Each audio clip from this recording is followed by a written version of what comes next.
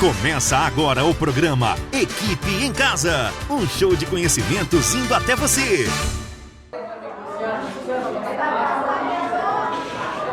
Silêncio, silêncio nessa nossa sala de aula virtual, porque está começando o programa Equipe em Casa, o programa que leva o conhecimento até você.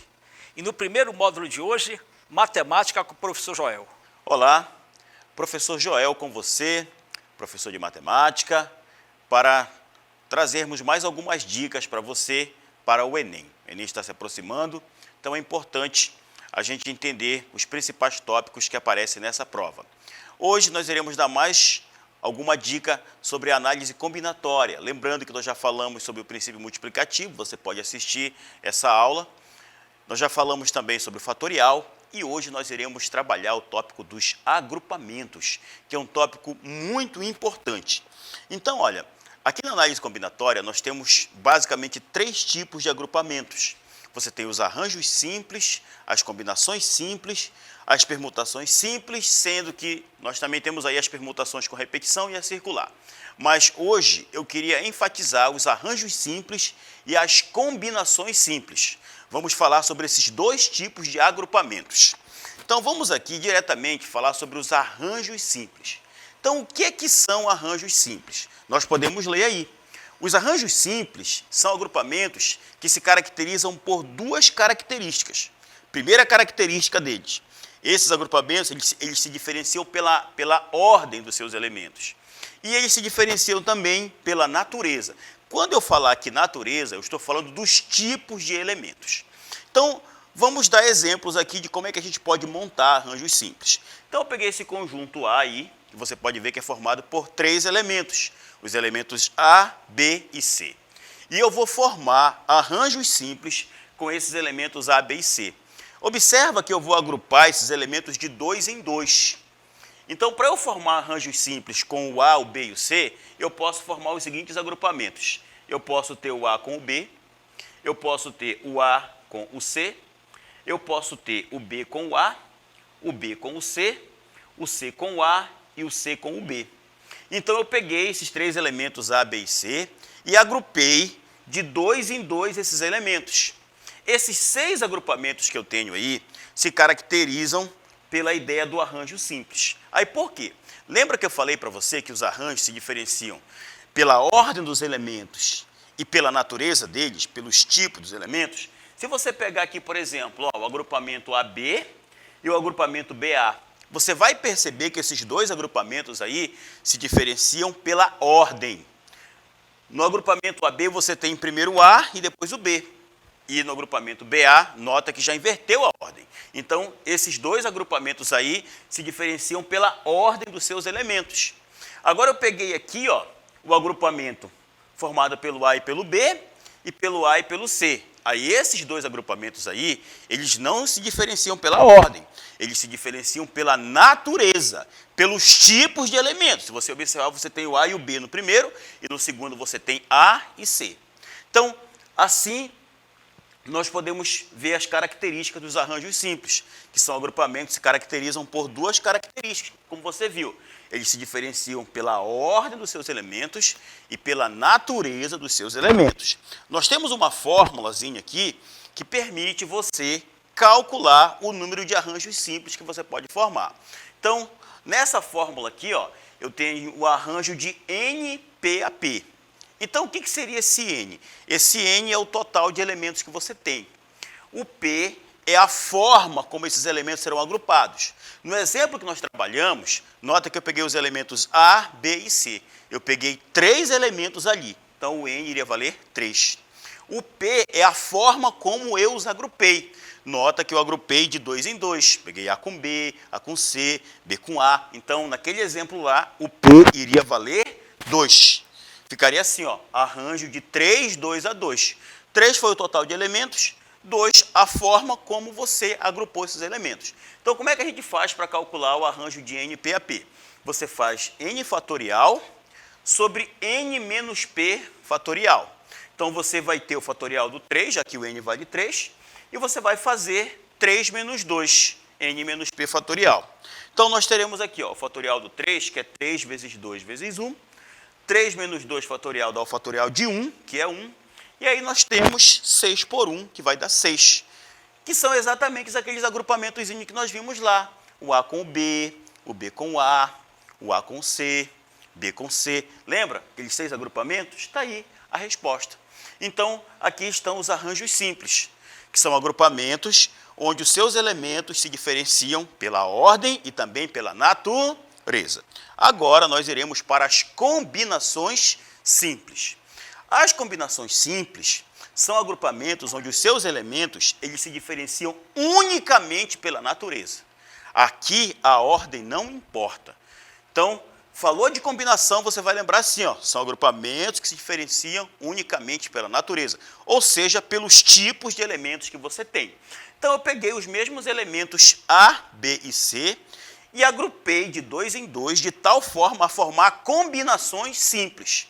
Então, eu peguei aqui, ó, coloquei o A com B, coloquei o A com C e o B com C. Nota que eu não coloquei B com A aí. Por quê? Porque eu estou falando de combinação.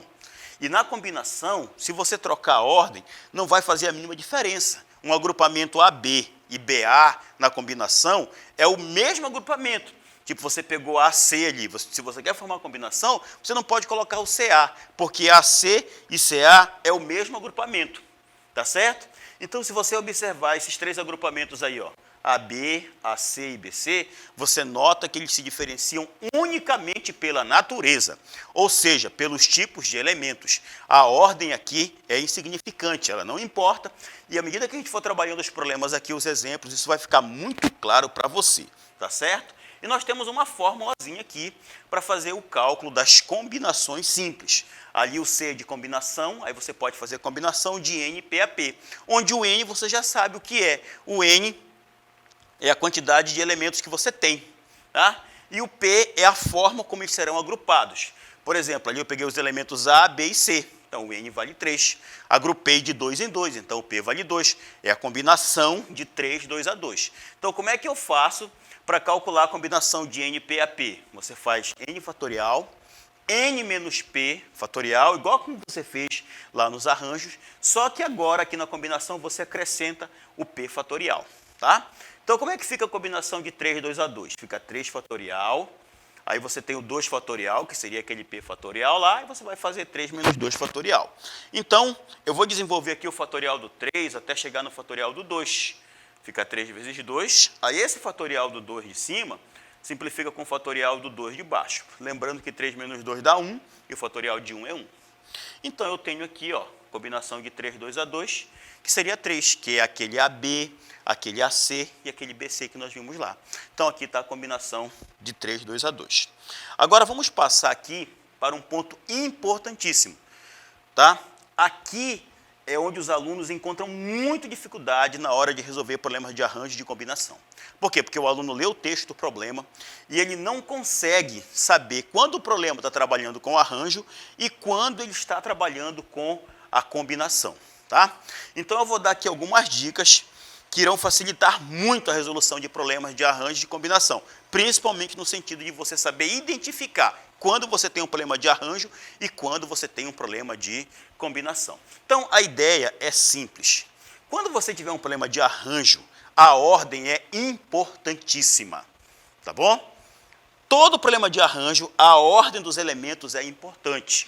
Já os problemas de combinação, a ordem não importa. A ordem não faz a mínima diferença. E é isso que a gente vai enfatizar agora aqui em alguns exemplos. Então, aqui eu tenho um primeiro exemplo. Ó. Em um colégio, 10 alunos candidataram-se para ocupar os cargos de presidente e vice-presidente do Grêmio Estudantil. Aí, olha só, de quantas maneiras distintas essa escolha poderá ser feita. Então, primeira ideia, eu tenho 10 elementos aí, você notou? São 10 alunos. E eu vou agrupar eles. Como é que eles serão agrupados? De 2 em 2. Você tem 10 alunos e vai agrupar de 2 em 2. Por quê? Porque você vai escolher um desses alunos para ser o presidente e o outro para ser vice-presidente. Aí é isso que o aluno se pergunta.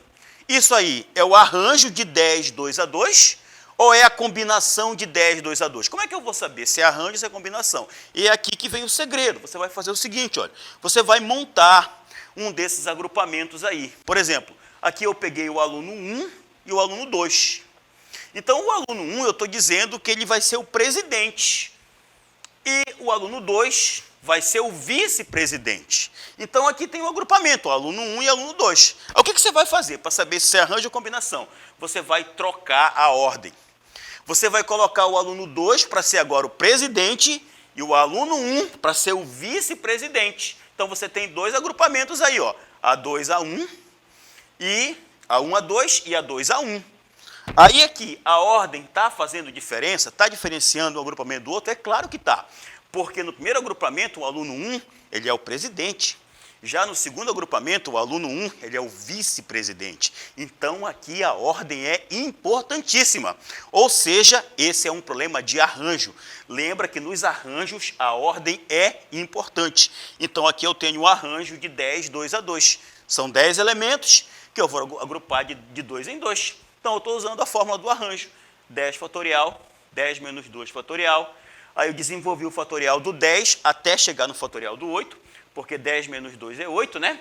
E aí você vai fazer tchuc-tchuc no 8 fatorial, você vai ter 10 vezes 9, 90. Então, esses 10 alunos, agrupados de 2 em 2, de forma a você obter arranjos, você pode agrupá-los de 90 maneiras distintas, de 90 maneiras diferentes. Tá? Essa seria a quantidade de maneiras que você tem de agrupar esses 10 alunos, escolhendo um para ser o presidente e o outro para ser o vice-presidente. Agora vamos para o próximo exemplo. Lucas vai realizar uma viagem e quer escolher 4 entre 9 camisetas. Então veja só, Lucas tem 9 camisetas. Dessas 9 camisetas ele quer escolher 4. Percebeu? Você tem aqui 9 elementos que você vai agrupar de 4 em 4. De quantos modos distintos ele pode escolher as camisetas? Aí aquilo que eu falei para você, é aí que vem a grande dúvida do aluno. Esses agrupamentos aí, de 9 elementos, esses 9 elementos agrupados de 4 em 4, isso aí é arranjo ou é combinação? Aí vamos fazer o mesmo que fizemos no problema anterior. Eu vou formar um agrupamento aí. Estou dizendo que ele está escolhendo a camiseta 1, a 2, a 3 e a 4. Escolheu 4 camisetas e colocou na mala dele para viajar. E o que é que eu vou fazer agora? Eu vou trocar a ordem disso. Então, ó, no começo ele pegou a camiseta 1, depois a 2, a 3 e a 4. Aí agora eu troquei. Pegou a camiseta 2, colocou a camiseta 1, a 4 e a 3 dentro da mala. E aí, ó, você acha que mudar a ordem vai fazer alguma diferença nesse caso? Não, ele vai estar levando as mesmas camisas. Então, nesse caso aqui, a ordem dos elementos tanto faz, não importa. Então, agora eu estou diante de um problema de combinação, porque você lembra que na combinação a ordem não faz a mínima diferença. Então, eu tenho a combinação de 9 elementos tomados de 4 em 4. Aí você vai ter 9 fatorial, né? 4 fatorial sobre 9 menos 4 fatorial. Desenvolvendo o fatorial do 9 até chegar no fatorial do 5, porque 9 menos 4 dá 5 fatorial, você vai simplificar 5 fatorial com 5 fatorial, tá? Vai multiplicar 9 vezes 8 vezes 7 vezes 6 e dividir isso ali pelo fatorial do 4, que é 24, você teria que a combinação de 9, 4 a 4 é 126. Ou seja, se ele pegar essas 9 camisas, ele tem 126 maneiras de agrupar elas de 4 em 4, de forma a formar combinações simples. Agora nós iremos ver como isso é abordado num problema do Enem. Ah? Então esse problema aqui é um problema do Enem, onde o objetivo é fazer com que você, aluno, saiba identificar quando o problema é um problema de combinação e quando ele trabalha a ideia dos arranjos simples. Então vamos ler o problema do Enem, que diz assim: 12 times se inscreveram em um torneio de futebol amador. O jogo de abertura do torneio foi escolhido da seguinte forma. Primeiro, foram sorteados 4 times para compor o grupo A. Então, vamos parar aqui. Você nota que nós já temos 12 times.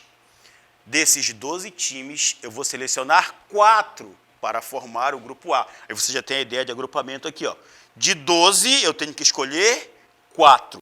Tá certo? Para formar o grupo A. Em seguida, entre os times do grupo A, foram sorteados 2 times para realizar o jogo de abertura do torneio. Aí, olha só, você já escolheu 4 aqui. Agora, desses 4, você vai selecionar 2 para o jogo de abertura. Tá certo? Então, no começo eu tenho 12. Desses 12 eu vou escolher 4.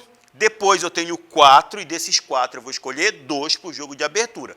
E agora vem um detalhe muito importante nesse problema, que ele diz assim, sendo que o primeiro deles, ou seja, o primeiro time que você vai escolher, jogaria em seu próprio campo.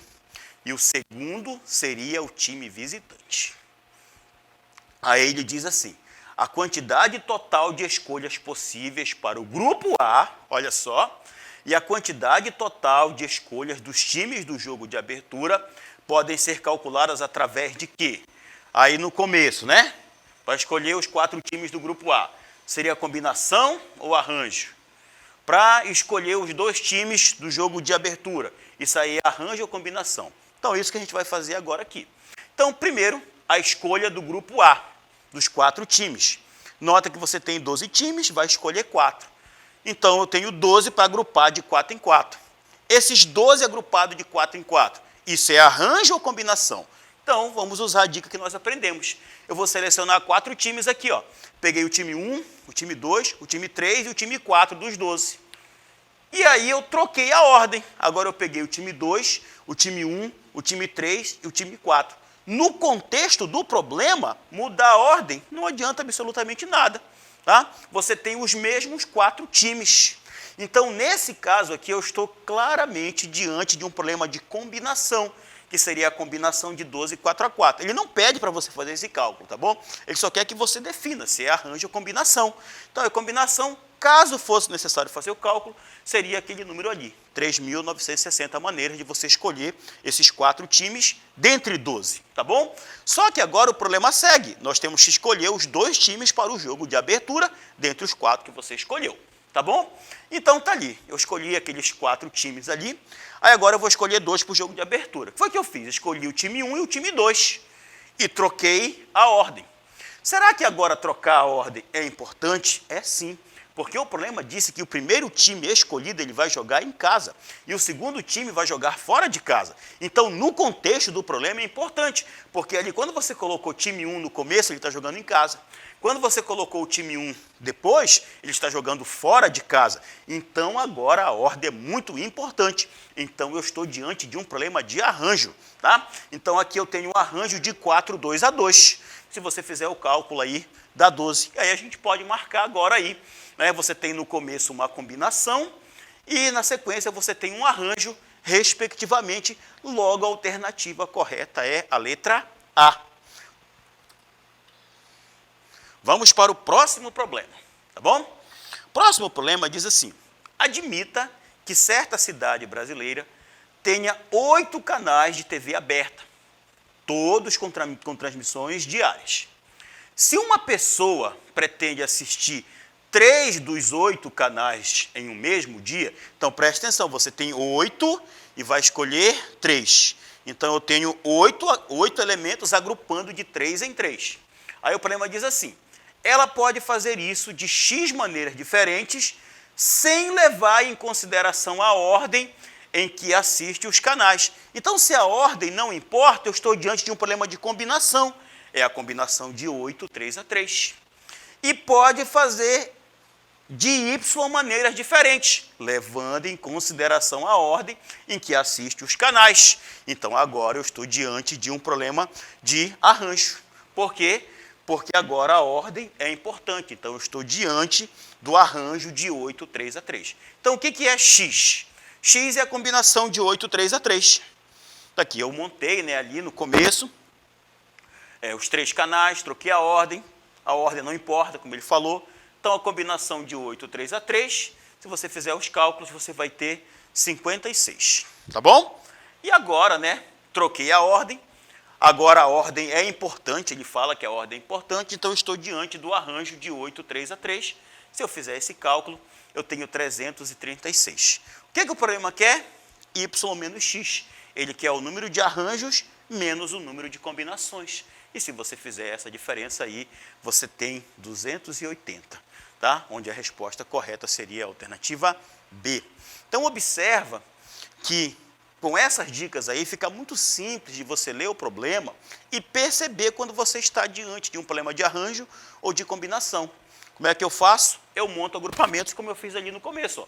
Montei um agrupamento, mudei a ordem no contexto do problema e percebi que a ordem tanto faz. Ele mesmo já disse lá, tá bom? Aqui eu montei de novo os agrupamentos, troquei a ordem e ao trocar a ordem eu percebi que eu tenho agrupamentos diferentes. Então, se a ordem está importando, eu estou diante de problema de arranjo. Se não importa, problema de combinação.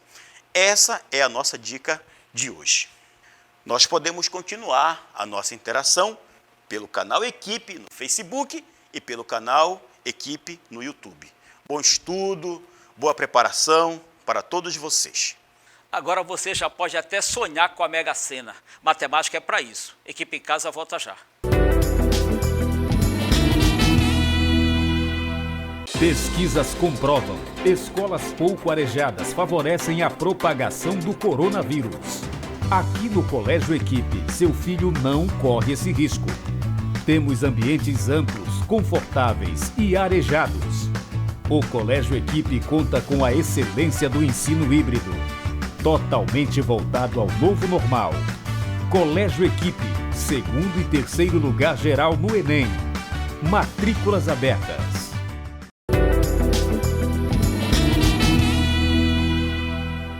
Neste bloco, aquela aula de Química com o professor Igor. Salve, salve, seja bem-vindo a mais uma aula de Química aqui no Equipe em Casa. E olha só o tema de hoje, interações intermoleculares. Mas, Igão, nossa, o átomo é tão pequeno, tão pequenininho, se eu já não enxergo ele, para que eu tenho que entender as interações que ele vai fazer? Vamos lá, a gente vai descobrir hoje. Já te começo fazendo algumas perguntinhas. Primeira delas, você já se questionou alguma vez do porquê que a temperatura ambiente, os nossos queridos 40 graus Celsius, né? Mentira, 36, sensação térmica de 45. Mas, enfim, temperatura ambiente. Por que o gás de cozinha é gasoso e por que a água é líquida? Você já se perguntou isso? E mais uma pergunta a ser solucionada hoje. Você que gosta de tomar um banho de rio, está com saudade de ir para o interior, aglomerar? Ainda não é a hora. Mas você já deve ter feito isso alguma vez. Pular de barriga na água, seja em rio, seja em piscina. Dói demais. Mas por que dói? Fica aqui comigo que hoje você irá descobrir. Então vamos lá. Recapitulando, nos capítulos anteriores, nas aulas anteriores, nós vimos ligações químicas intraatômicas, entre átomos. Vimos a ligação iônica e ligação covalente e a metálica. Mas presta atenção, estamos falando de interações intermoleculares. Vamos falar aqui apenas dos compostos covalentes e os compostos moleculares. Então aqui você tem o hidrogênio e o bromo, a metal ligado ao hidrogênio, o hidrogênio se comporta como a metal, então eles precisam buscar a estabilidade, se ligam, bonitão, formou uma ligação covalente. Agora é o seguinte, tem que ver se eles possuem diferentes eletronegatividades ou se é a mesma. São ligantes diferentes. Dá uma voltada lá na nossa aula de polaridade, mas não te preocupa. Olha o macetão que o Igão vai te dar. Fui ontem no clube, briguei e saí correndo para o hospital, fila de eletronegatividade.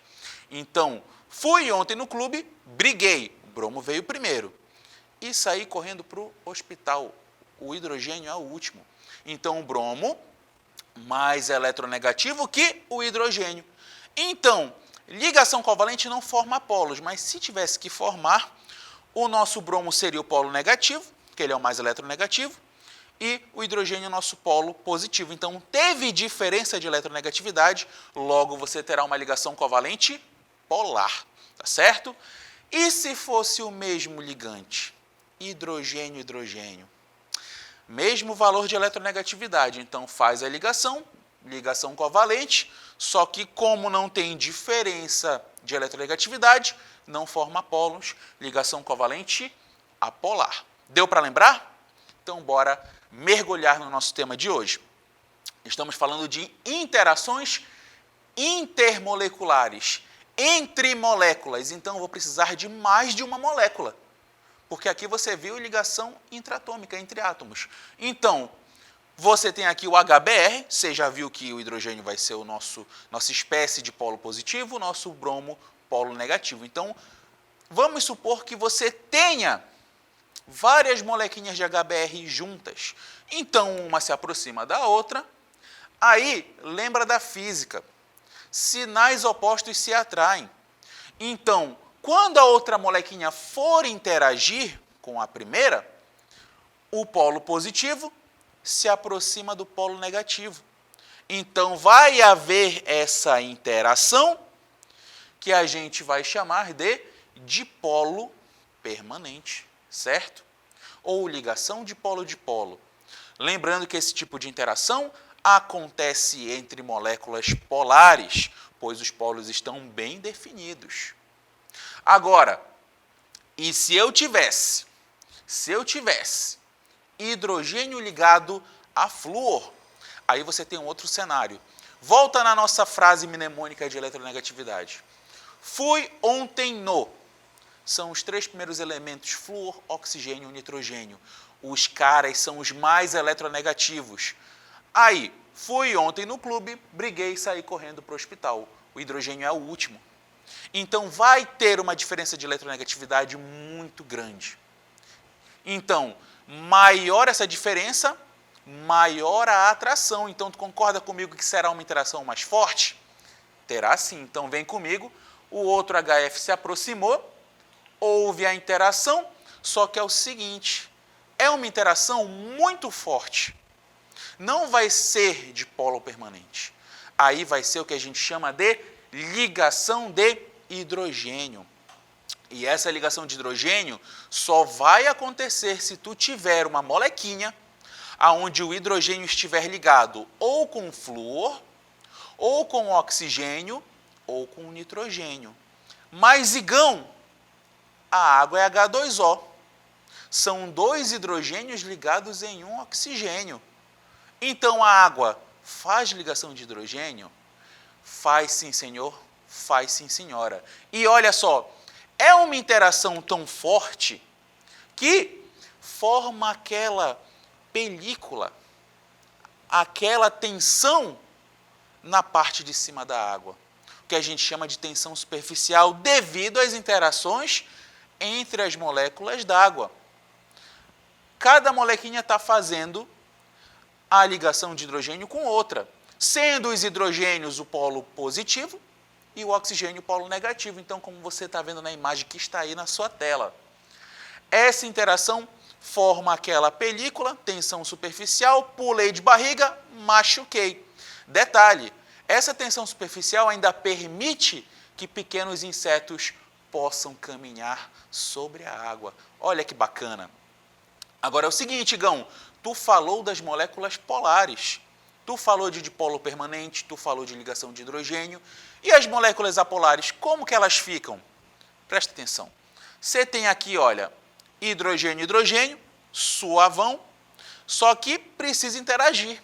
Então, chega mais um hidrogênio, hidrogênio, cada um deles não tem polos. Só que é o seguinte, essa aproximação causa um fenômeno chamado indução. Você está induzindo a criação de polos nessas moléculas. Então, por indução, formou-se um polo positivo, negativo, interagiu, que é esse pontinho tracejado, você tem o dipolo induzido, também conhecido como forças de Van der Waals. Então, vamos lá. Se a tua molécula for apolar, o tipo de interação que ela fará será dipolo induzido ou forças de Van der Waals. Certo? Agora é o seguinte, tá muito fácil, beleza, mas e se aparecerem moléculas grandes na minha prova? O Igor está falando só de molequinha pequena. Então, pega a visão, vou te dar uma dica bacana agora, fica ligado aí, pega a pipoquinha, olha só. Moléculas maiores, nós temos os hidrocarbonetos. Igão, o que é o hidrocarboneto? O nome já está dizendo, hidrogênio e carbono. São moléculas que contêm apenas hidrogênio e carbono. Então, você tem aqui, olha, o nosso gás de cozinha. Nosso gás de cozinha é constituído de butano. O butano é um hidrocarboneto, olha para a estrutura dele. você tem apenas carbono e hidrogênio. Igão, tem outro exemplo de hidrocarboneto? Tenho sim. Isooctano, presente na composição da gasolina. Tem mais propano, pentano, hexano e a maioria delas que terminar com ano... Não, volta. Igão, tem mais hidrocarbonetos? Temos sim, temos o isooctano presente na composição da gasolina. Nós temos o metano, um poluente aí emitido pelos... Não posso falar peido, né? Então volta. Igão, temos outros hidrocarbonetos? Temos sim, temos o isooctano presente na gasolina, nós temos o metano presente em poluentes. Então, butano, isooctano, metano, tem essa terminação ano, é a dica que você precisa saber. Hidrocarboneto. Todo hidrocarboneto é apolar, tá bom? Se só tem carbono e hidrogênio em sua composição, será apolar, logo, essas moléculas farão dipolo induzido como interação entre elas. Tem outro, Igão? Tem sim. Moléculas que apresentam um grupamento hidroxila, OH. Então, aqui você tem o papel. O papel tem um constituinte muito interessante, que é a celulose, certo? Nessa celulose, molécula grande, molécula feia. Calma. Analisa. Você está vendo nela várias hidroxilas. Estão sinalizados pelo OH. Está aí, olha. Essas hidroxilas é um hidrogênio ligado em oxigênio. Vai fazer ligação de hidrogênio. São pontinhos de polaridade. Então, presta atenção numa coisa. A água é polar. Anteriormente, falamos que semelhante interage com semelhante. Então, graças a essa composição, que a celulose consegue interagir com a água. Por isso que quando você utiliza a celulose para secar a mãozinha, você consegue com muita facilidade, graças às interações de ligação de hidrogênio que acontece entre a molécula da água e a molécula da celulose. Bacana, né? Tem mais, Igão? Sim. Não respondi uma pergunta ainda, lá do começo da aula, sobre o porquê que o gás à temperatura ambiente, o gás de cozinha se apresenta no estado gasoso e a água se apresenta no estado líquido. Então, vem comigo. Tenho que falar com você de ponto de ebulição. Então, as interações intermoleculares acontecem em moléculas que estão no estado sólido e líquido, porque, lembra, estado gasoso praticamente não tem interação. Então, olha só, quanto mais forte a minha interação, mais energia eu tenho que fornecer para que essas interações sejam quebradas. Isso impacta diretamente no nosso ponto de ebulição. Então, aí eu tenho 3 molequinhas, o gás oxigênio, o ácido clorídrico e a água. Respectivamente, uma é apolar, outra é polar. Respectivamente, uma é apolar, outra é polar e a última é muito polar. Por quê? A primeira vai fazer... Não. E a última é muito polar. Na primeira, como é apolar, nós teremos o dipolo induzido, que é uma interação fraca. O HCl, molécula polar, fará dipolo permanente, dipolo-dipolo. E a última fará ligações de hidrogênio. Repare como isso impacta no ponto de ebulição delas.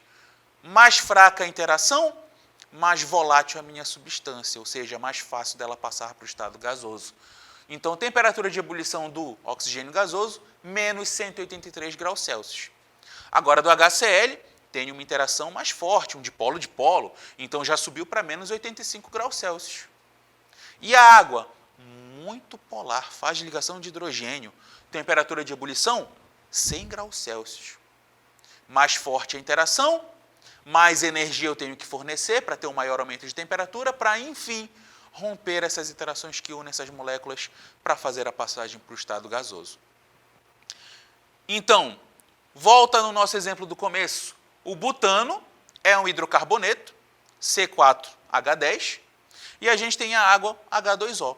Butano e hidrocarboneto faz dipolo induzido e a água faz ponte de hidrogênio. Isso se reflete na temperatura de ebulição de cada um. O butano, hidrocarboneto, dipolo induzido, então temperatura de ebulição, menos 1 grau Celsius. E a água faz ligação de hidrogênio, temperatura de ebulição, 100 graus Celsius. Por isso que na temperatura ambiente, a água ainda não ultrapassou o ponto de ebulição, está no estado líquido. Partindo do princípio que a temperatura ambiente daqui seja 36 graus Celsius. E o gás de cozinha, claro, quando ele está fora do botijão, pressão 1 atm, pressão atmosférica, nível do mar, ele estará no estado gasoso, porque 36 graus Celsius, que é a temperatura ambiente, está acima de menos 1 grau Celsius. Tá certo? E, para fechar a nossa teoria, intensidade das forças, você já percebeu, mas não custa nada lembrar. Ligação de hidrogênio, mais forte de todas, vai ser mais forte que o dipolo permanente. Dipolo permanente vai ser mais forte que o dipolo induzido. Lembrando, ligação de hidrogênio acontece em moléculas que têm hidrogênio ligado a flúor, oxigênio ou nitrogênio, que são os átomos mais eletronegativos. Dipolo permanente acontece em moléculas polares e dipolo induzido acontece em moléculas apolares. Tá bom? Vamos lá para fechar nossa aula de hoje? Caiu no Enem.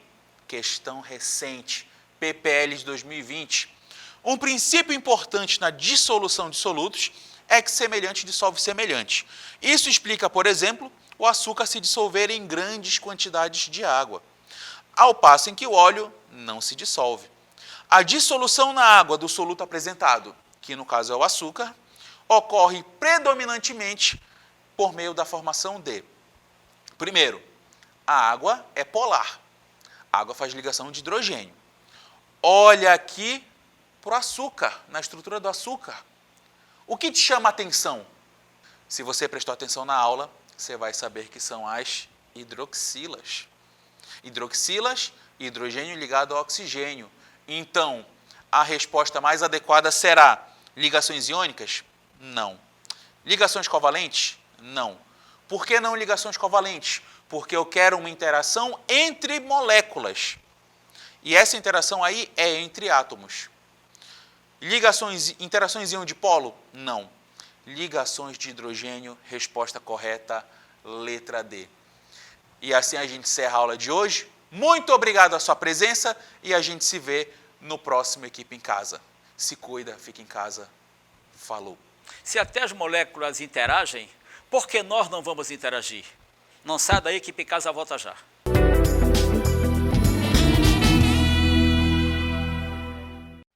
No novo normal, uma boa escola deve oferecer biossegurança, espaço amplo e arejado para preservar a saúde de seus alunos. Tudo isso você encontra no novo Colégio Equipe no Trem. Uma nova escola com a excelência do ensino online e plataforma digital que está revolucionando o aprendizado no Brasil. O sistema SAE Digital. Em 2021, seu filho merece uma nova escola com segurança e conforto.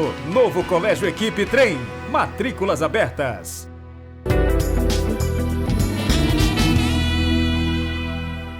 Neste módulo, História com o professor Danilo. Salve, salve, minha gente! E aí, tudo bom com vocês? Aqui estamos hoje no Equipe em Casa. Vamos trabalhar aqui na área de Ciências Humanas, no componente curricular de História, certo? E hoje nós vamos falar sobre um tema extremamente interessante. Nós vamos dar continuidade aqui em relação às nossas últimas aulas, falando ainda sobre a questão das revoluções. E aí nós vamos trabalhar uma outra revolução, que é a Revolução Francesa, né? Junto com a Revolução Industrial, ela também faz parte de um conjunto do que nós chamamos de revoluções burguesas. E aí, hoje nós vamos trabalhar justamente este tema. Para isso, eu começo aqui mostrando para vocês o hino da França, exatamente, é a chamada a Marselhesa, né? E aí nós temos aqui a tradução dela. Por que eu trago o hino da França para vocês? Porque o hino francês, minha gente, ele foi construído justamente no decorrer desse processo revolucionário que é a Revolução Francesa, né? Então, se nós analisarmos aqui este texto, que é bastante interessante e que, inclusive, para quem está se preparando para os vestibulares, para o Enem, esse texto ele já foi utilizado em uma questão. Ou seja, também pode ser observado aí como um texto para nós entendermos o contexto da Revolução Francesa. Então, nós podemos ler aqui, ó: Avante, filhos da pátria, o dia da glória chegou. Contra nós, da tirania, o estandarte ensanguentado se ergueu. O estandarte ensanguentado se ergueu. Ouvis nos campos rugirem esses ferozes soldados? Vêm eles até os nossos braços, degolar nossos filhos, nossas mulheres. Então, o que a gente percebe por meio desse texto, por meio do hino da França? Que ele vem retratar justamente a questão sanguinária, vem retratar a questão revolucionária, vem falando sobre os ataques, inclusive antirrevolucionários, que a França vai sofrer por parte de outras monarquias europeias, como a Prússia, o Reino Unido, a Holanda, que são países que vão tentar derrubar esse movimento revolucionário na França, ali por volta de 1789. Então, esse é um texto que nós podemos fazer uma interpretação e associá-lo ao contexto da Revolução Francesa. E aí nós vamos continuando aqui para a gente entender sobre justamente a Revolução Francesa, né? A Revolução Francesa, minha gente, é um dos maiores acontecimentos da história da humanidade. Inclusive, um dos assuntos históricos mais estudados pelos historiadores em se tratando da historiografia. Então, essa revolução ela foi um processo inspirado em ideais iluministas contra, principalmente, a monarquia absolutista. Ou seja, esses ideais iluministas que vão ser empregados, né, nas famosas frases, no famoso lema da Revolução Francesa, igualdade, liberdade e fraternidade, eles vão ecoar por toda a França e, inclusive, isso vai causar temor nessas outras monarquias. Isso vai causar pavor em outras monarquias europeias. Então, por isso que nessa imagem nós vemos aí um desses momentos desse processo revolucionário, certo? Então, nós vamos perceber aqui que a Revolução, ela marca o fim da Idade Moderna e o início da Idade Contemporânea. Ou seja, a Revolução Francesa ela é considerada um momento tão importante para a história ocidental que ela marca a divisão, ela marca a separação entre o que a gente conhece como Idade Moderna, que vai do século XV ao século XVIII, e aí nós temos o início da Idade Contemporânea com a Revolução Francesa, tá? Em que ela vai aí consolidar os ideais burgueses, ela vai trazer esses ideais burgueses, os ideais liberais, influenciados, não podemos esquecer disso, pelo movimento iluminista. Então, a Revolução Francesa, ela retirou a sua base ideológica desses ideais iluministas que eu acabei de citar para vocês. Antes da Revolução, a França ela era uma monarquia absolutista governada pelo rei Luís XVI. Não podemos esquecer disso. A França ela é considerada, inclusive, o ápice do absolutismo, do chamado Antigo Regime dentro da Europa, principalmente com o rei Luís XIV, em que ele vai proclamar a famosa frase, o Estado sou eu, não é isso? Então, esse regime absolutista, ele era muito forte dentro da França. Ao mesmo tempo, em que esse absolutismo ele era muito forte, muito bem estabilizado dentro da França, nós tínhamos ali populações, nós tínhamos uma camada da população que vivia em extrema pobreza, que ainda vivia num sistema semi-feudal ou mesmo num sistema feudal. Então, todo esse contexto, ele vai servir aí como um caldeirão que vai entrar em efervescência para que ocorra esse movimento que é a Revolução Francesa. Então, nós temos que entender que essa França, ela vivia uma intensa crise econômica durante as décadas de 1770 e 1780. Né? E, em parte, gente, tudo isso acabou motivando esse processo revolucionário. Uma crise em que ela era pautada na fome, no desemprego, na falta de estabilidade, em que as pessoas, inclusive, vão passar fome por conta dessa crise. Por quê? As camadas mais altas do chamado primeiro e segundo estado, elas vão ser sustentadas basicamente por essas camadas do terceiro estado, que vai incluir a burguesia e os camponeses de forma geral. uma crise nesse período, inclusive vai devastar a França devido a um frio muito rigoroso, e aí isso vai fazer com que as colheitas diminuam e vai fazer com que a população chegue a passar fome. E aí nós vamos ter o estopim, que espalhou o ímpeto revolucionário pela França, né? Que é a chamada queda da Bastilha, que aconteceu no dia 14 de julho de 1789. Então essa é a data oficial do que nós temos como início do processo revolucionário dentro da França.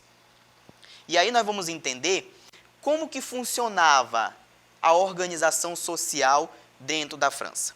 Nós temos os chamados 3 estados, em que nós temos aqui esta imagem que representa muito bem o que seria a organização desses 3 estados. Em que nós temos o primeiro estado, o clero, o segundo estado, a nobreza, e o terceiro estado, o povo, de forma geral. E isso incluía a classe burguesa, isso incluía os camponeses, isso incluía os artesãos, isso incluía os proletários, ou seja, a ampla maioria, né, a grande parte da população fazia parte desse terceiro estado. E era inclusive esse terceiro estado quem sustentava o primeiro e o segundo.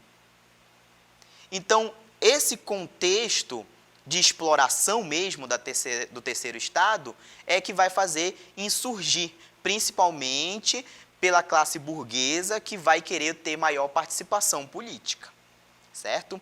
Então, nessa imagem, como nós podemos fazer aqui uma análise dela, a gente observa que o primeiro e o segundo estado, basicamente, são sustentados, são carregados, não é isso, pelo terceiro estado, que são os camponeses, que é a classe burguesa, que são os proletários, que sustentam toda essa máquina pública, que sustentam todo o reino, que sustentam todo esse absolutismo dentro da França.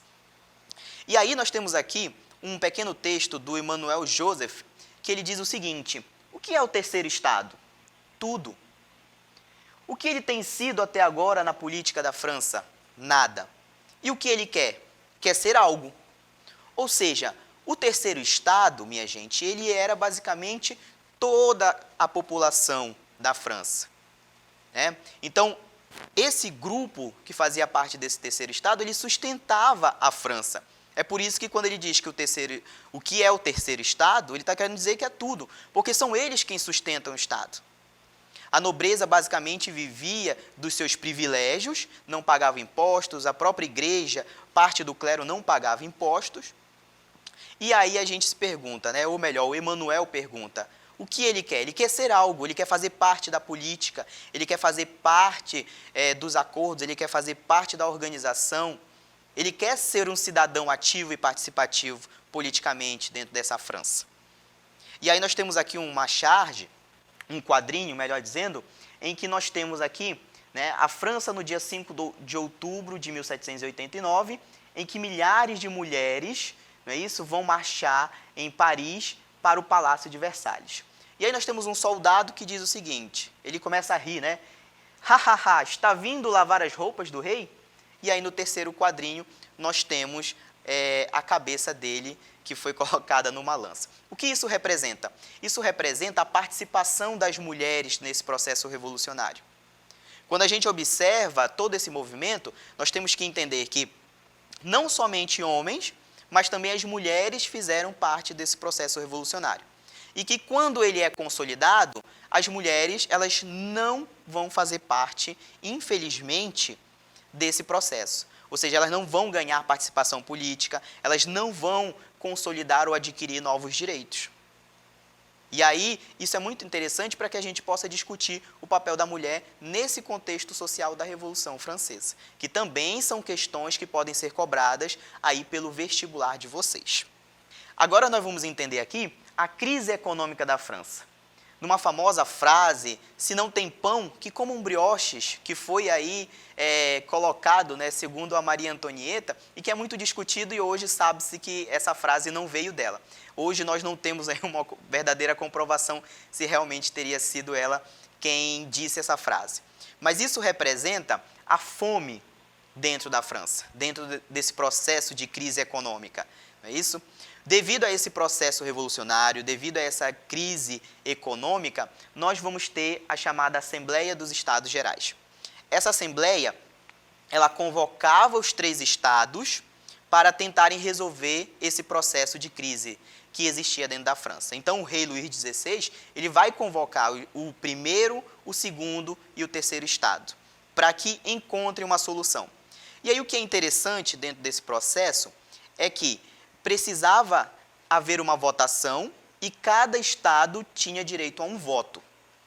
Só que o que a gente tem que perceber? Que o primeiro estado, o clero, junto com o segundo estado, que era a nobreza, quase sempre votavam juntos. E isso deixava de fora, obviamente, o terceiro estado, que sempre saía perdendo com os seus interesses. Então, a ideia era reunir e consultar os representantes dos 3 estados para solucionar a crise. O terceiro estado, nós temos que lembrar que ele era responsável pela maior carga tributária. A aristocracia, ela gozava de grande isenção fiscal, principalmente o clero. Tá? A nobreza, ela desagradava os camponeses, desagradava aos burgueses e chegava a desagradar a monarquia, porque ela tinha que sustentar todos os privilégios. Ela tinha que sustentar toda essa nobreza. Então, havia poucas terras nas mãos dos camponeses que eles deveriam, inclusive, pagar vários impostos para isso, coisa que a nobreza não fazia. Então, esse contexto todo vai levar a esse boom desse acontecimento dentro da França. Nós vamos ter, a partir disso, a convocação dos Estados Gerais, que era uma ideia de saída para essa crise, e a partir disso, devido ao terceiro estado querer modificar o sistema de votação, ou seja, eles queriam que fosse proporcional. Se o terceiro estado ele é o maior representante, ou seja, tem a maior quantidade de pessoas, então que a votação fosse feita de modo proporcional. Isso garantiria ao terceiro estado ter maior força política para que eles pudessem votar aquilo que eles desejavam. Como isso não vai acontecer, o rei Luís não vai permitir, esse terceiro estado vai proclamar a chamada Assembleia Nacional, com a ideia de trazer uma constituinte. Nessa constituinte, nós vamos ter a instalação de uma monarquia constitucional. Ou seja, o rei agora ele é submetido a essa Constituição. Então, nós temos uma modificação, ou melhor, um início de modificação nesse processo revolucionário, com a Assembleia Constituinte e com a própria Declaração dos Direitos do Homem e do Cidadão. O que é um ponto muito interessante para nós discutirmos e contextualizarmos, porque essa Declaração dos Direitos do Homem e do Cidadão, elas também refletem hoje na nossa Constituição. Principalmente ali no artigo 5º, se vocês observarem, nós vamos ter ali a ideia de direito de igualdade, direito à liberdade, liberdade de expressão, liberdade de pensamento, ou seja, que todos sejam tratados de forma igual perante a lei.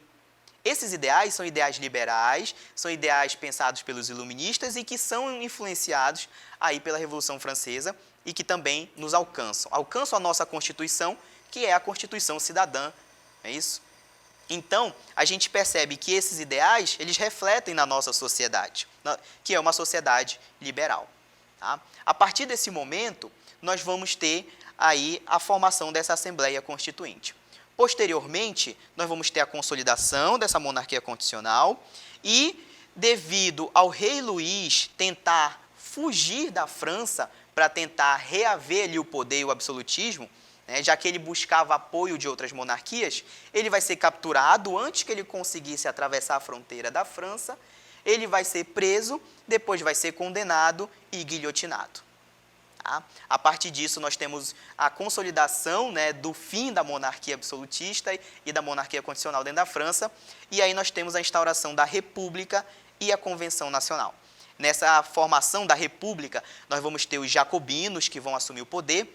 Os jacobinos eram um grupo muito mais radical que existia dentro da França e que eles queriam um processo revolucionário muito mais amplo. Diferente de outro grupo, que eram os girondinos, que eles não queriam uma reforma tão ampla. O que eles queriam, basicamente, é colocar a burguesia nesse poder político, mas que nem toda a população, a camada mais pobre, necessariamente fosse participar desse projeto político. Mas os jacobinos vão assumir o poder, vão iniciar a época do terror, vão perseguir, vão guilhotinar muita gente dentro da França. Então, se torna um processo revolucionário sanguinário, inclusive. Isso vai causar muito medo em nobres, nos próprios burgueses, que vão se unir para derrubar os jacobinos. O que é um fato interessante nesse contexto da Revolução Francesa é que nós temos o surgimento hoje da ideia de esquerda e de direita, como nós conhecemos hoje no nosso país, certo? Os jacobinos, para a gente entender, e os girondinos, os jacobinos sentavam à esquerda do parlamento e os girondinos sentavam à direita. Como eu falei para vocês, os jacobinos, muito mais radicais, queriam uma reforma ampla e a inclusão da população e da camada mais pobre.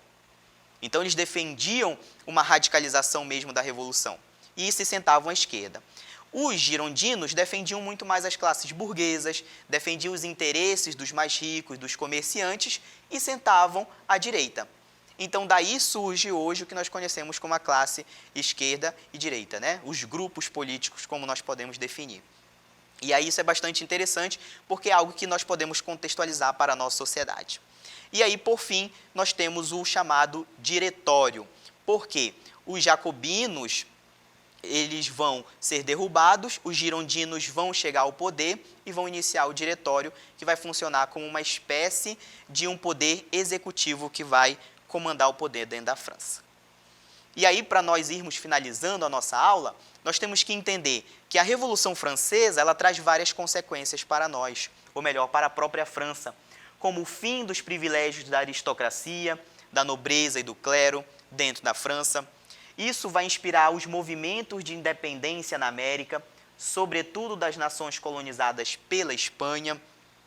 Isso também vai popularizar a República como uma forma de governo, como é o caso hoje do Brasil, que é a República Federativa do Brasil.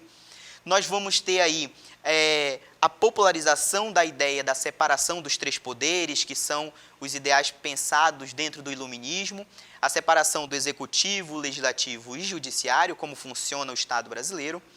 Nós vamos ter a garantia e a aplicação dos ideais liberais de liberdade individual, do chamado lema, né? Todos os homens são iguais perante a lei, como garante a nossa Constituição cidadã.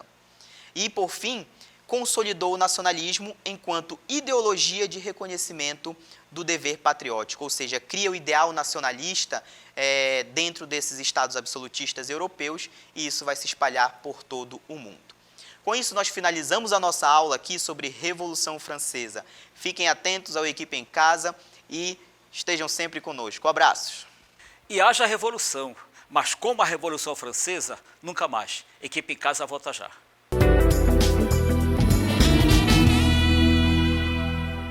O Colégio Equipe continua dando um show de aprovação em medicina. Vitória Larissa Dias dos Reis e Yasmin Guerra Mendes, que também provaram a todos nossa excelência no ensino, sendo aprovadas no curso de medicina. Eu me orgulho de estudar na Equipe. Para mim, não existe colégio melhor que o Equipe. Colégio Equipe, segundo e terceiro lugar geral no Enem. Matrículas para 2021 abertas do maternal ao ensino médio.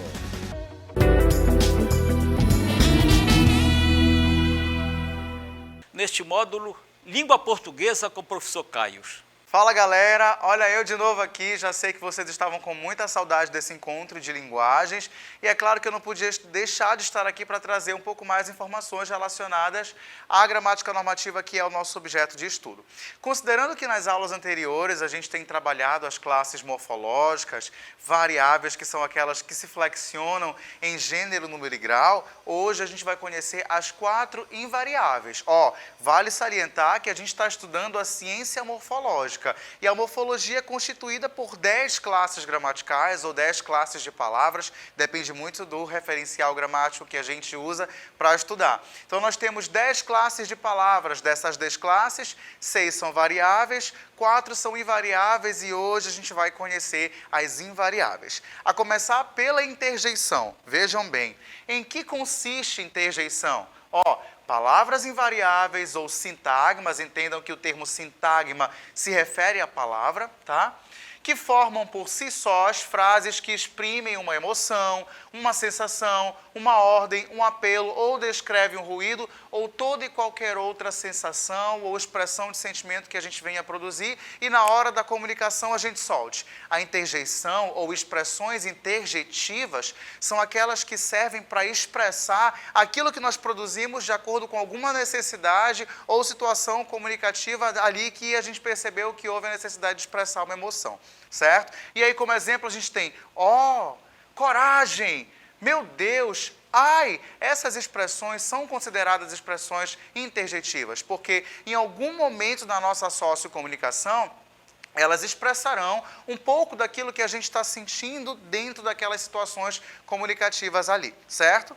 Interjeição é somente isso, vocês só precisam sistematizar este conceito. Agora a gente vai para a próxima classe gramatical invariável, que é a conjunção. Cuidado que a conjunção é muito parecida com a preposição.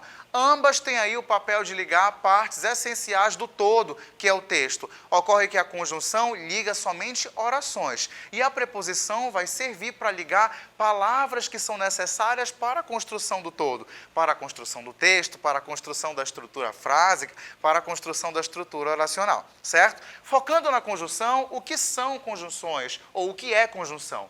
São palavras responsáveis por ligar orações. Olhem este exemplo que eu coloco aqui, ó. Professor Bené está muito feliz e quer continuar ministrando suas aulas por muitos anos. Se vocês observarem, nós temos aí uma estrutura periódica composta, constituída por duas orações. Certamente duas orações independentes. Se são independentes, elas são coordenadas e a gente precisa acionar esse conceito, esse conhecimento aí acerca dos tipos e das subclassificações oracionais, oração coordenada e oração subordinada.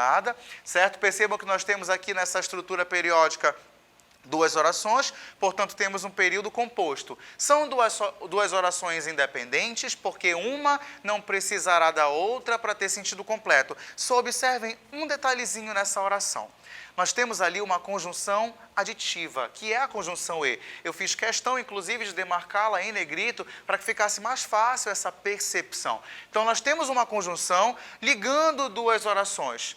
Logo, nós temos aí uma conjunção. As conjunções, elas também são chamadas de elementos de coesão textual, elas também podem ser chamadas de conectivos textuais ou conectores textuais, depende muito dos nossos referenciais em que nós nos baseamos para estudar a gramática, certo? Então, a conjunção, no geral, é aquela palavrinha que vai servir ali para ligar duas estruturas oracionais. Sejam essas orações coordenadas ou independentes, sejam elas subordinadas ou dependentes, certo? Passando aqui para o próximo slide, nós já temos a classificação conjuntiva. A classificação da conjunção vai acontecer com base em dois eixos. Nós teremos ali conjunções coordenativas e teremos as conjunções subordinativas. É muito simples e lógico esse entendimento.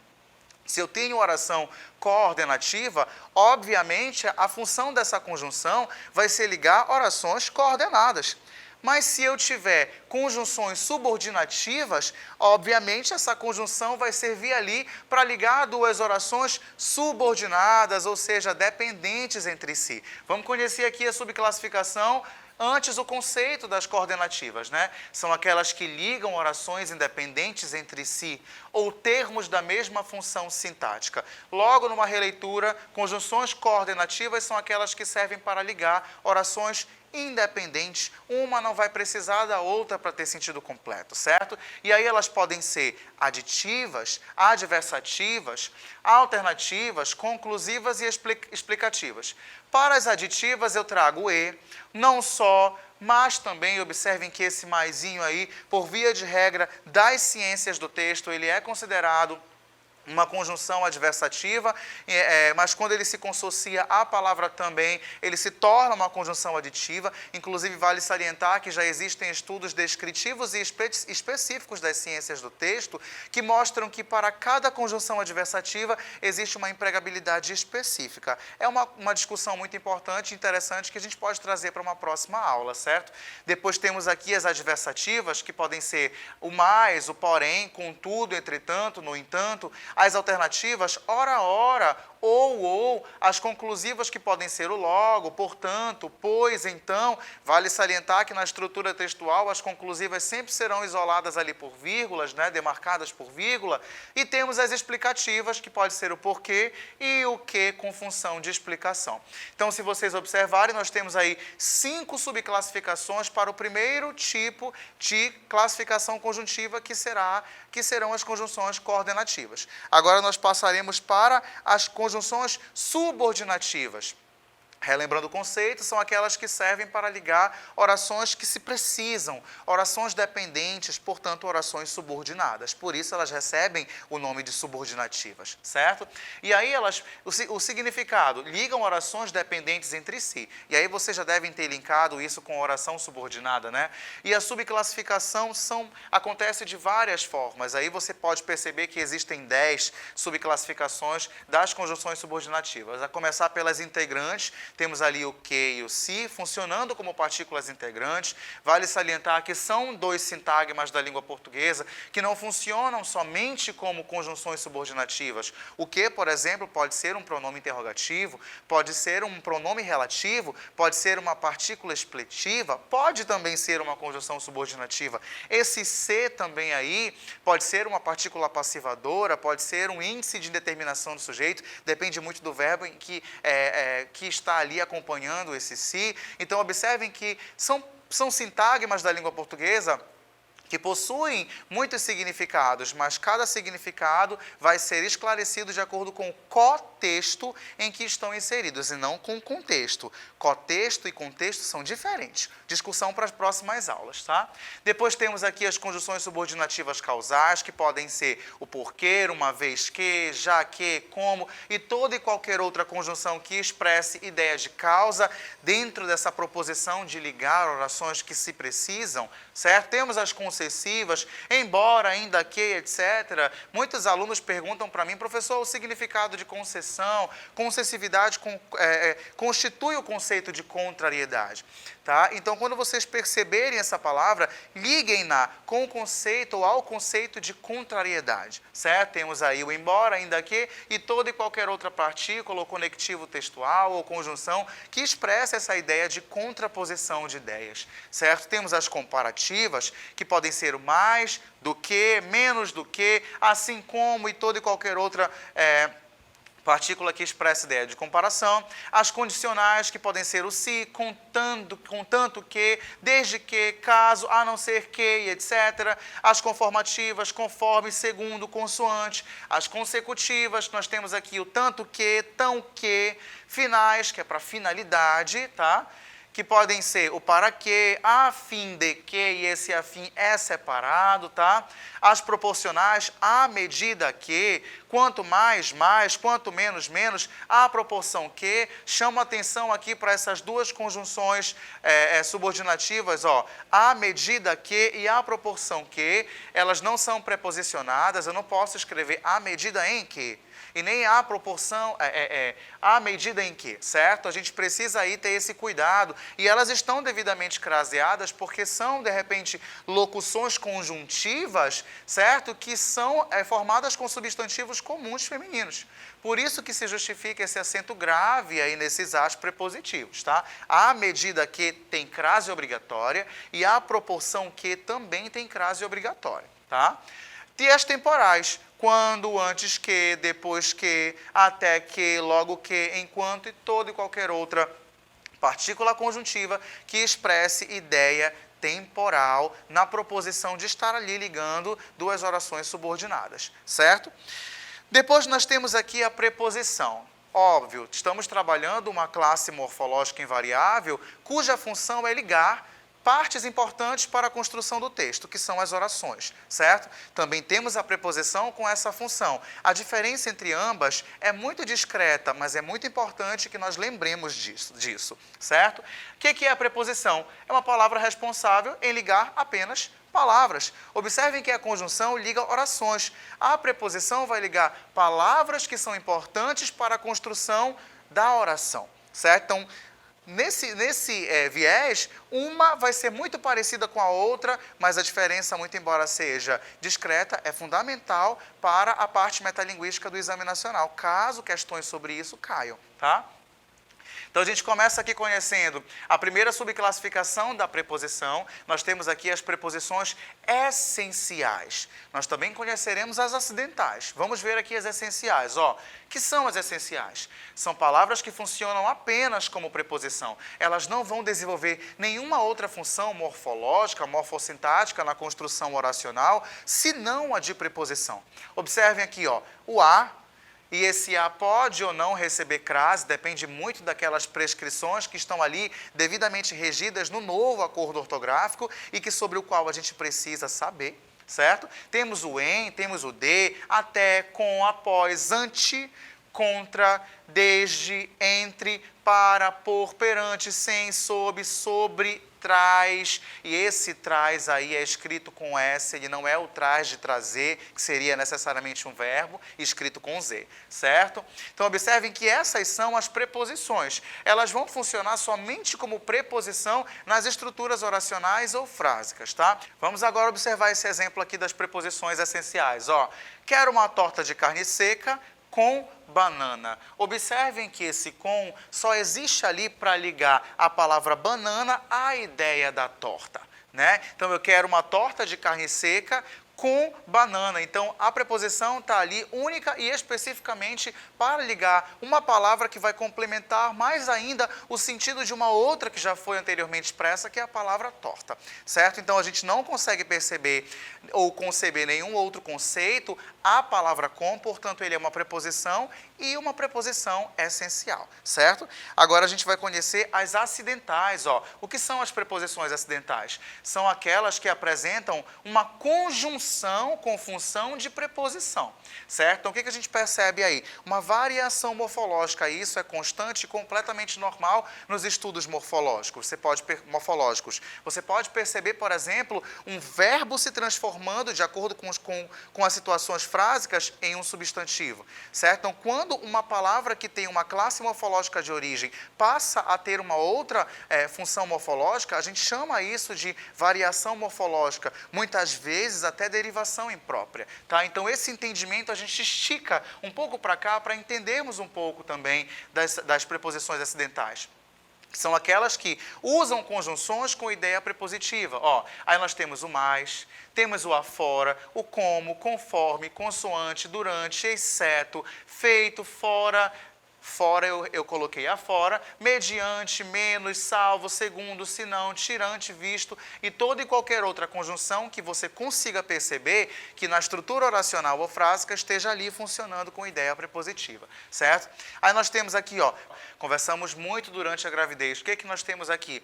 O durante, que já está demarcado em negrito, funcionando epicentralmente como uma conjunção. Ele é morfologicamente uma conjunção temporal, só que neste contexto funcionando com ideia prepositiva. Então, houve um empréstimo morfológico, portanto, um processo de variação morfológica aí. O mesmo acontece com a palavra mediante no segundo exemplo. Vejam, o secador somente será entregue mediante pagamento. Nós também temos aqui uma conjunção conformativa. Só que ela também está sendo utilizada nessa construção frásica com ideia prepositiva. Logo, se eu tenho duas conjunções com ideias de preposição, nós temos aí um exemplo de preposição acidental. Então, para recapitular, as preposições essenciais são aquelas que só funcionarão como preposições nas construções frásicas, e as acidentais são aquelas em que você perceberá uma conjunção assumindo ali a função prepositiva, certo? E aí a gente vai entender um pouquinho mais agora a subclassificação das preposições, né? As preposições podem estar associadas com a ideia de espaço e tempo, destino, distância, lugar, origem e muitas outras subclassificações, as quais eu trouxe aqui, Para assunto, nós temos, o workshop vai falar sobre a importância das redes sociais para os empreendedores. Percebam que esse sobre aí é a ideia de uma preposição, dando ideia, expressando um sentido. Autoria, esta música de Marisa Monte é linda, então nós temos aí uma preposição dando ideia também de autoria. Causa, estou molhada de suor. Companhia, vou com ele. Conteúdo, tire da pia a garrafa com água. Vão observando, pessoal, que são empregabilidades comuns das preposições acidentais, das preposições no geral, que a gente vai utilizando na comunicação corrente sem que percebamos, né? Ó, destino, os padres estão viajando para a Feira de Santana. Distância, a próxima parada para Salvador fica a 13 quilômetros daqui. Observem que esse A prepositivo não será craseado por conta de que ele está aí antecedendo o numeral que não indica hora, né? Especialidade, Maiana é formada em jornalismo. Fim ou finalidade, comprei estas bolas para decorar a festa de Luca. Instrumento, ó, o cirurgião abriu a ferida com bisturi. Aí, se você observar mais acima, a gente tem o com funcionando com ideia de conteúdo, a gente tem o com funcionando com ideia de companhia e a gente também tem o com a ideia de instrumentalização, certo? Temos lugar, ó, eles estiveram em Porto Seguro. Matéria, meu sapato é de couro. Meio, iremos viajar para o Brasil de bicicleta. Oposição, os alunos lutam contra a corrupção do Brasil. Origem, estas roupas vieram da Europa. Posse, estes brincos são da minha prima. Preço, a passagem do cruzeiro fica por R$6.000. Tempo, meu irmão chegará em 30 minutos. Troca ou substituição, não leve gato por lebre. E restrição ou proibição, este espetáculo é impróprio para menores de 18 anos. Observem que as subclassificações prepositivas são muitas. E aí a gente está aqui preparando vocês para uma etapa de estudo de uma alta complexidade conteudista. Então, a gente precisa que vocês sistematizem todo esse conteúdo, tentem lembrar de pelo menos 50% dessas subclassificações prepositivas, porque caso a prova, que é elaborada por uma banca de itens, né, no Exame Nacional, ela cobre questões metalinguísticas, vocês já estarão aí devidamente preparados para o que vier sobre gramática, certo? E aí a gente finaliza a nossa aula de hoje. Muito obrigado por isso, estaremos a nos ver e a nos encontrar no próximo programa. Não basta apenas falar a língua portuguesa, tem que falar corretamente. Este foi mais um programa Equipe em Casa, para o Enem, para concursos, para a educação básica. Até a próxima. Termina aqui, Equipe em Casa. Um show de conhecimentos indo até você.